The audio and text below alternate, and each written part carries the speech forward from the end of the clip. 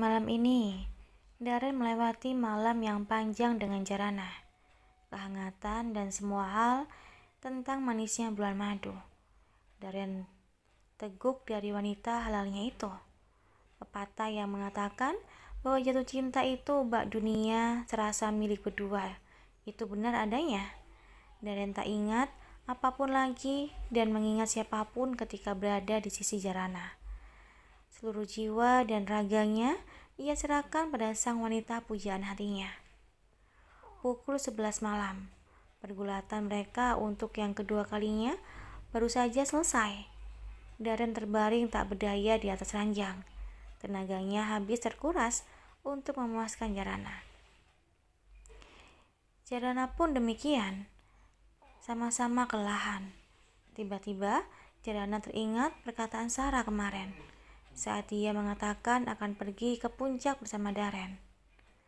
"Semoga Tokcer ya, pulang dari puncak langsung isi," ujar Sarah dengan mata berbinar dan penuh pengharapan. Jarana hanya menanggapinya dengan senyuman sambil mengamini. Dia tidak bisa menjanjikan suatu hal yang di luar kuasanya. Jarana hanya bisa berusaha semaksimal mungkin. Untuk selanjutnya, itu mutlak urusan Tuhan. "Mas, Mama udah kepengen banget punya cucu," tutur Jarana setelah deru nafasnya kembali stabil.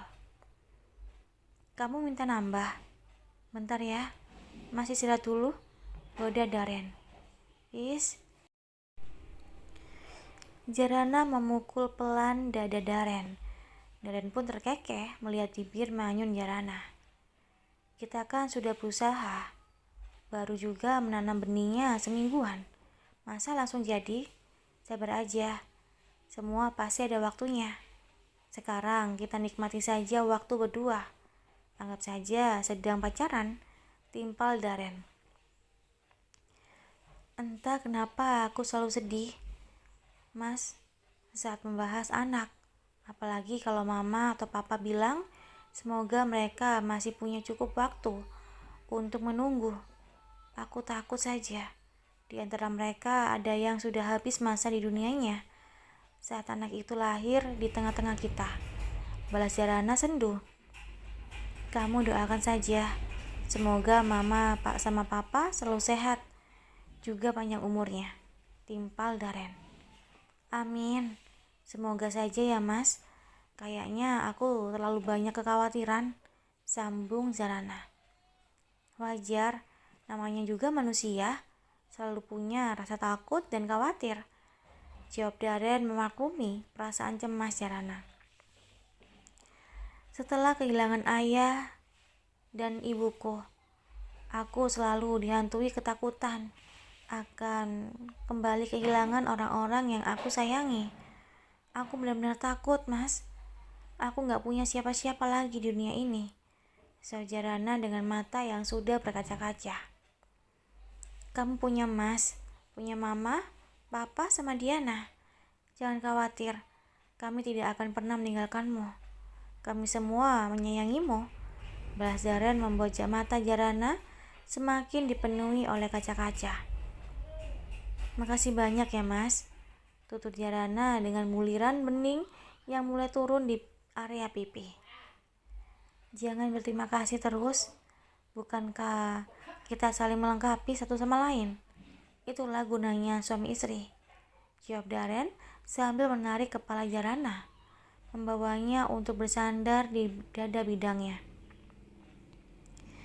Di atas dada Darren, kepala Jarana bersandar.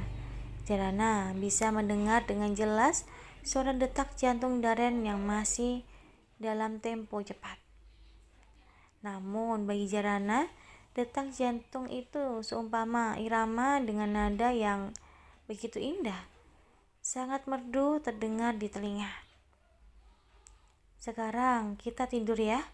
Besok pagi kita kembali jalan-jalan. Melihat matahari terbit dari area puncak, kata Daren pada Jarana. Jarana pun mengangguk. Matanya memang sudah cukup berat. Bahkan mulutnya sudah menguap berkali-kali. Hanya dalam waktu hitungan detik saja, dengkuran halus sudah keluar dari mulut Jarana.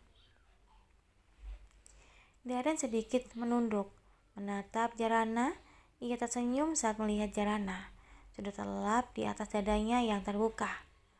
Perlahan tangan Daren mengusap lembut rambut hitam Jarana, lalu memeluk tubuh Jarana erat sambil memejamkan mata, menyongsong mimpi dalam dekapan hangat sang istri. Pagi hari, sesuai janjinya, Daren mengajak Jarana untuk menikmati pemandangan matahari terbit dari area puncak. Mereka berdua berjalan kaki menuju tempat yang lebih tinggi agar pemandangannya terlihat lebih indah. Tak jauh, hanya berjarak beberapa meter saja.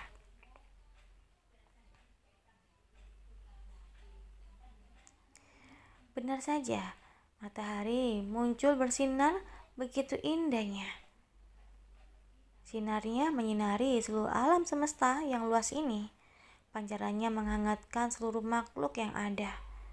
Jarana berdiri, kedua matanya terpejam sambil merentangkan kedua tangannya yang membiarkan kehangatan matahari memeluk tubuhnya, mengizinkan buayan angin menerobos masuk melalui celah-celah kecil baju yang digunakannya. Hampir 1 jam berada di tempat tersebut, Daren dan Jarana pun kembali turun. Perutnya sudah mulai bersuara minta diisi. Jadilah mereka mampir sejenak di kedai bubur ayam Ati Rempelah untuk mengisi perutnya yang masih kosong. Hanya dialiri secangkir teh hangat subuh tadi. Kita pulang jam berapa, Mas? Tanya Jarana sambil mengambil kerupuk yang ada di toples. Siangan aja ya, yang penting sore udah sampai Jakarta, jawab Daren. Jarana mengangguk. Sebenarnya Mas masih pengen berlama-lama di sini, tapi pekerjaan gak memungkinkan setelah ditinggal hampir sebulan. Sambung Daren yang masih betah menghabiskan waktu berdua dengan Jarana. Gak apa-apa, kapan-kapan kita bisa kesini lagi. Lebih lama kalau waktunya sudah cukup luang, jawab Jarana mengerti keinginan Daren. Iya sayang, kamu benar. Masih banyak waktu, timpal Daren menyetujui perkataan Jarana.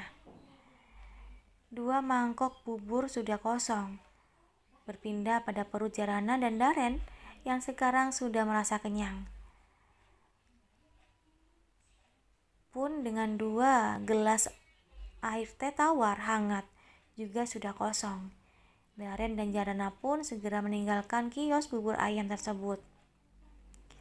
Meskipun hanya 1 malam mereka habiskan di puncak, tapi begitu mengesankan bagi Jarana. Bahkan lebih mengesankan daripada seminggu mereka di Bali saat itu. 1 malam itu Jarana habiskan berdua dengan sang suami, tanpa ada yang mengganggu sedetik pun. Saat baru aja sampai di villa, Daren dan Jarana tak langsung masuk. Mereka duduk di kursi besi panjang yang ada di halaman. Gawe dalam tas tangan Jarana berdering. Lekas Jarana mengambil benda pipi tersebut. Lalu bibirnya menyunggingkan senyum saat melihat siapa yang menelepon. Assalamualaikum, Ma, sapa Jarana saat mengangkat panggilan tersebut. Waalaikumsalam sayang, jawab Sarah. Jadi pulang hari ini, sahut Sarah dengan nada serius. Insya Allah jadi, Ma. Ada apa? Kok suara Mama agak sedih gitu? Tanya Jarana heran. Gak apa-apa. Mama cuma pengen tahu aja. Pulang langsung ke rumah Mama ya. Ada penting, tita Sarah dengan nada sendu. Iya, Ma. Mungkin sampainya sorean, timpal Jarana dengan hati yang bertanya-tanya. Apa sebenarnya yang terjadi? Kenapa suara Sarah tidak antusias seperti biasanya? Jarana pun segera menyimpan kembali gawengnya saat telepon berakhir. Kenapa? Tanya Daren menatap Jarana. Mama minta kita langsung ke rumahnya. Ada apa ya? Jarana balik bertanya. Mungkin kangen aja sama menantunya yang cantik ini? Timpal Daren sambil mencolek pelan pipi Jarana. Aku serius mas, suara mama itu beda, gak kayak biasanya.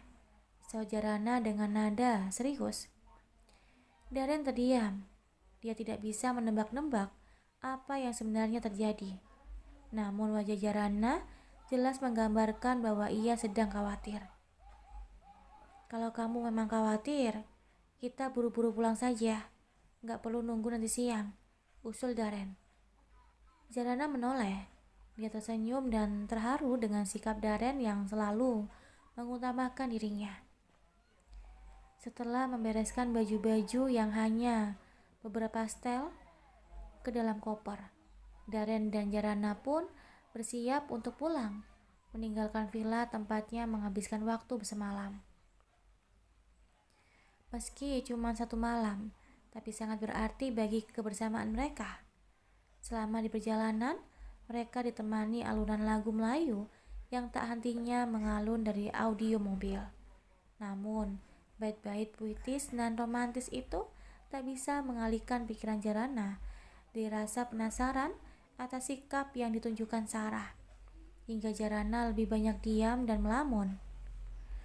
Lewat waktu duhur, Daren dan Jarana sampai di rumah Sarah dan Aji. Mereka langsung turun dan masuk ke dalam rumah. Namun, rumah tampak sepi. Hanya terlihat Bi Asi yang baru saja membukakan pintu untuk mereka. Mama sama Papa kemana, Bi? Tanya Daren pada wanita parubaya yang sudah bekerja belasan tahun lamanya itu. Ada, Den. Di kamar sedang istirahat, jawab Bi Asi. Kalau Diana? Daren kembali bertanya. Non Diana tadi keluar, Den, sama temannya Aden, Mas Ipan, jawab Bi Asi lagi. Daren tertegun. Pikirannya bertanya-tanya, sejak kapan Diana dan Ipan mulai pergi berduaan? Ya udah, Bi, makasih ya, timpal Daren pada Bi Asi. Bi Asi pun mengangguk, lalu berjalan menuju belakang. Sementara Daren dan Jarana menaiki tangga menuju kamar mereka. Kita sholat dulu, Mas. Sudah lewat ini, ajak Jarana saat mereka di dalam kamar. Jam memang sudah menunjukkan hampir pukul 2 siang. Daren pun mengangguk, lalu mengambil air wudhu bergantian dengan Jarana. Setelahnya, mereka melakukan sholat duhur berjamaah. Karena rasa letih, setelah mengemudi hampir 3 jam lamanya, Daren pun merebahkan tubuhnya di atas ranjang. Ia pun mengatur AC agar lebih dingin karena cuaca di luar begitu terik. Melihat sang suami sudah terlelap, Jarana pun ikut naik di atas ranjang dan mengistirahatkan badannya. Mau keluar kamar pun percuma karena seluruh penghuni rumah juga sedang tidur siang. Saat azan asar berkumandang, barulah Jarana terbangun. Ia membangunkan Daren untuk sholat. Setelahnya mereka berdua pun keluar dari kamar, lalu duduk di sofa ruang keluarga sambil menunggu Sarah dan Aji yang belum juga keluar kamar.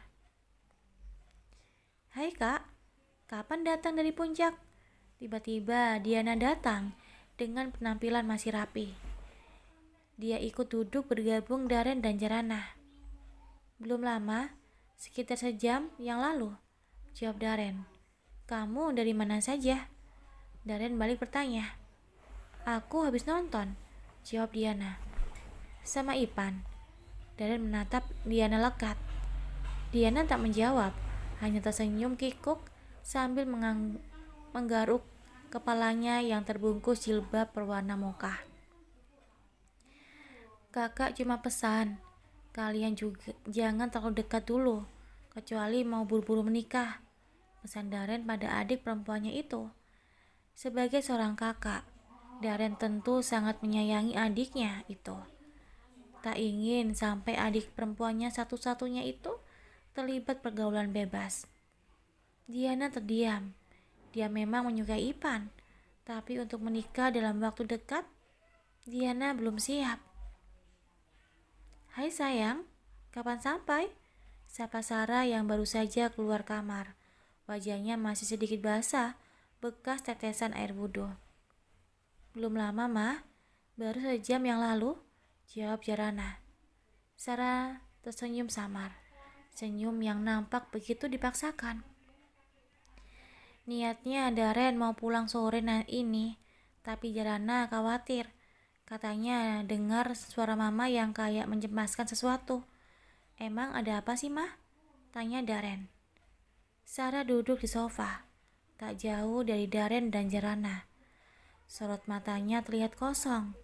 Wanita berusia setengah abad itu mengembuskan nafasnya pelan, sebelum akhirnya bersuara. "Sudah 2 hari ini Hani datang ke sini. Dia mencari kamu. Katanya ada hal penting yang mau disampaikannya." Tutur Sarah menatap wajah putranya itu. Kemudian Sarah melirik Jarana dengan tatapan bersalah. "Apa? Mau apa dia ke sini?"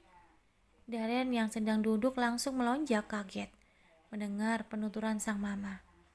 Darren benar-benar tidak menyangka Hani akan berbuat nekat seperti ini. "Mama nggak tahu. Dia nggak bilang apa-apa. Dia hanya bilang akan kembali lagi untuk menemuimu," timpal Sarah resuh. Sebagai seorang wanita, Sarah tentu bisa merasakan apa yang dirasakan Zarana saat ini. Zarana terdiam. Ia tidak ingin ikut campur masalah ini.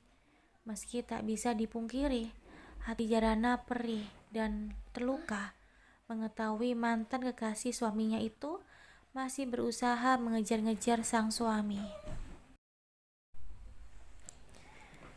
"Ada apa sebenarnya ini, Darren? Kenapa wanita itu masih berani datang kemari dan mencarimu?" Suara bariton Aji membuat semua orang yang ada di sana menoleh. Jika Adi sudah angkat suara, dipastikan Darren sudah tidak bisa berkutik lagi. "Darren nggak tahu, Pak. Darren juga sudah lama tidak berhubungan dengannya," jawab Darren menunduk. "Kalau tidak ada apa-apa, mana mungkin wanita itu nekat mendatangi rumah ini. Dia bilang kamu memblokir kontaknya, jadi nggak bisa dihubungi. Bukannya dari dulu juga kamu sudah tidak ada hubungan apa-apa dengannya. Kenapa dia baru mencarimu sekarang-sekarang ini?" tanya Aji sengit. Dia benar-benar tidak mengerti dengan apa yang terjadi. "Sebenarnya Hani tidak terima saat aku memutuskan hubungan dengannya, dan itu terjadi di malam terjadinya kecelakaan," jawab Darren mencoba mengungkapkan semuanya. "Apa? Jadi sebelum terjadinya kecelakaan, kamu masih berhubungan dengan wanita itu?" tanya Aji marah. Darren mengangguk lemah. Dia kini pasrah menerima konsekuensi dari setiap perbuatannya. "Keterlaluan kamu, Darren. Papa tidak pernah mengajarkan kamu untuk menjadi seorang pengkhianat, apalagi menyakiti hati seorang istri. Apa kamu tidak ingat, ibumu, adikmu, juga seorang perempuan? Apa kamu tega mereka juga disakiti?" Aji berkata dengan berapi-api. "Maaf, Pak. Darren hilaf. Tapi Darren sudah menyadarinya. Darren sudah mengakhiri hubungan dengan Hani," bela Darren. "Beruntung kamu mempunyai istri seperti Jarana. Dia bersedia memaafkan kesalahanmu yang begitu besar. Dia juga begitu telaten merawatmu selama kamu sakit. Rasanya Papa benar-benar malu pada Jarana dengan kelakuanmu." "Papa malu." Aji menunduk. Matanya mulai mengembun. "Sudah, Pak. Jarana tidak apa-apa kok. Zara sudah ikhlas dengan semua yang terjadi. Papa jangan banyak pikiran. Nanti penyakit papa kambuh lagi. Zara mendekati Aji, berbicara selembut mungkin pada ayah mertuanya itu. Maafkan anak papa, Zara. Papa gagal mendidiknya. Tutur Aji dengan bahu berguncang. Enggak, Pa. Zara justru merasa sangat bersyukur bertemu dan menikah dengan anak papa. Zara merasa beruntung menjadi istrinya. Jawab Jarana menenangkan Aji. Kamu bohong kan? Bicara seperti itu, Nak. Kamu hanya ingin menyenangkan hati mama sama papa aja kan? Aji meragukan ucapan Jarana. Jarana sama sekali nggak bohong, Pa. Jarana benar-benar bahagia menikah dengan Mas Daren. Jarana berani bersumpah. Jarana mengangkat kedua jarinya, menandakan ia serius dengan ucapannya. Kamu itu amanah yang dititipkan ayahmu pada papa, Nak. Papa nggak tahu gimana mempertanggungjawabkannya kelak. Kalau sampai anak papa tidak bisa menjagamu dengan baik. Papa merasa bersalah pada ayahmu. Aji kembali berkata dengan sendu. Papa nggak usah khawatir. Mas Daren menjaga Jarana dengan baik. Mas Daren memperlakukan Jarana dengan sangat baik. Jarana terus saja meyakinkan Aji bahwa dia memang sangat bahagia dengan kehidupannya kini. Apa yang dikatakan Jarana benar, Pa. Papa jangan banyak pikiran. Mungkin Hani hanya ingin menganjurkan rumah tangga Daren dan Jarana. Yang penting sekarang putra kita jangan sampai tergoda lagi oleh wanita seperti itu, ujar Sarah. Insya Allah enggak, Ma. Daren mencintai Jarana. Daren juga tidak mau lagi menyakiti hati Jarana. Daren gak akan biarin Hani mengganggu rumah tangga kami lagi. Daren meyakinkan hati sang mama. Mama percaya sama kamu, Nak. Kamu pasti bisa memegang ucapan ini, timpal Sarah. Pa, Bu, Non Hani datang lagi. Biasi tiba-tiba muncul dengan mimik cemas. Semua orang yang ada di sana menoleh. Baru saja dibicarakan, ternyata Hani kembali muncul. Biar Daren yang hadapi. Daren berdiri, matanya melihat melayang menahan amarah. Baginya apa yang dilakukan Hani sudah sangat terlaluan. Setiap hari mendatangi rumah orang tuanya hanya untuk mencari dirinya. Daren pun melangkah dengan kaki yang panjang. Jarana mengikuti dari belakang. Aji dan Sarah dan juga Diana pun tak ingin ketinggalan momen menegangkan ini. Ngapain kamu datang ke rumah ini? Kamu gak punya malu ya? Sampai-sampai mendatangi rumah kedua orang tuaku, tanya Daren tajam. Oh, rupanya Mas sudah pulang bulan madu ya? Hani tersenyum miring. Itu bukan urusan kamu, timpal Daren berang. Siapa suruh? Mas blokir nomorku. Berkali-kali aku ganti nomor, berkali-kali juga Mas blokir. Jadi aku terpaksa datang ke sini karena nggak bisa nemuin Mas. Timpal Hani tak ada sopan-sopannya. Harusnya kamu sadar, aku blokir nomor kamu karena aku sudah tidak mau lagi diganggu sama kamu. Masa gitu aja kamu nggak ngerti? Lagi pula, bukankah hubungan kita sudah berakhir? Jadi buat apa kamu cari aku lagi? Tanya Daren dengan emosi. Siapa bilang hubungan kita sudah berakhir, Mas? Tanya Hani lantang. Kamu memang gak waras. Jelas-jelas aku sudah memutuskan hubungan kita. Jawab Daren sengit. Oke, hubungan kita memang sudah berakhir. Tapi bagaimana dengan nasib bayi yang ada dalam rahimku? Tutur Hani membuat semua orang terbelalak. Apa maksud kamu? Bayi apa? Jangan mengada-ngada. Aku gak pernah berbuat sejauh itu sama kamu. Jawab Daren tak terima. Kamu jangan pura-pura amnesia, Mas. Lalu apa yang kita lakukan saat kita di Bali dulu? Saat kamu bulan madu bersama istrimu, tapi justru malah mengajakku. Timpal Hani membuat mata Sarah dan Aji melebar. Apa benar apa yang dikatakan wanita itu, Daren? Kamu mengajak wanita lain untuk waktu kamu bulan madu di Bali? Tanya Aji menatap Daren layang. Daren menunduk. Ia merasa bersalah, sekaligus malu, karena sudah dikuliti habis-habisan oleh wanita yang pernah begitu dicintainya. Jawab papa, bentak semua orang yang terperanjat, karena kaget sekaligus takut. Maafkan Daren, Pak. Hanya itu yang keluar dari mulut Daren. Itu artinya semua yang dikatakan wanita itu memang benar. Kamu keterlaluan, Daren. Kamu sudah mencoreng nama baik keluarga kita, geram Aji. Tapi Daren tidak pernah melakukan hal sejauh itu, Pak. Daren masih tahu batas, bantah Daren. Jangan mengelak kamu, Mas. Aku punya buktinya. Selahani sambil merogoh gawe dari tas sling bag miliknya. Ini, bukankah ini foto kita waktu di Bali?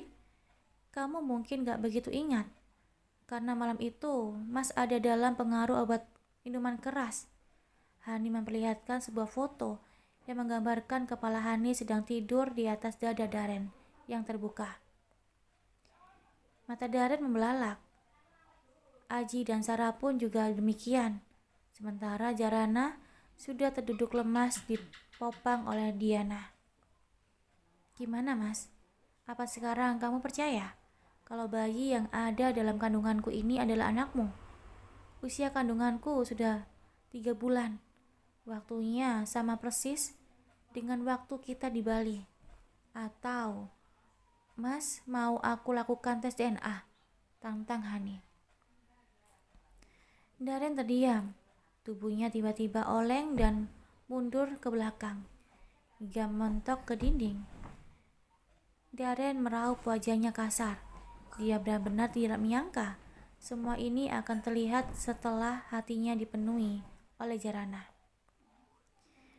Baiklah, Mas dan seluruh keluarga Mas mungkin butuh waktu untuk menerima semua ini, terutama istri Mas. Aku kasih waktu selama 3 hari. Mas harus bertanggung jawab untuk kehamilanku. Kalau tidak, aku tidak akan segan-segan membawa masalah ini ke jalur hukum. Ancam Hani bengis sambil menatap Daren yang sudah tampak kacau. Hani berbalik, kemudian berjalan dengan mengangkat kepalanya pongah, meninggalkan segala luka dan kebingungan di tengah-tengah keluarga Daren yang baru saja berbahagia.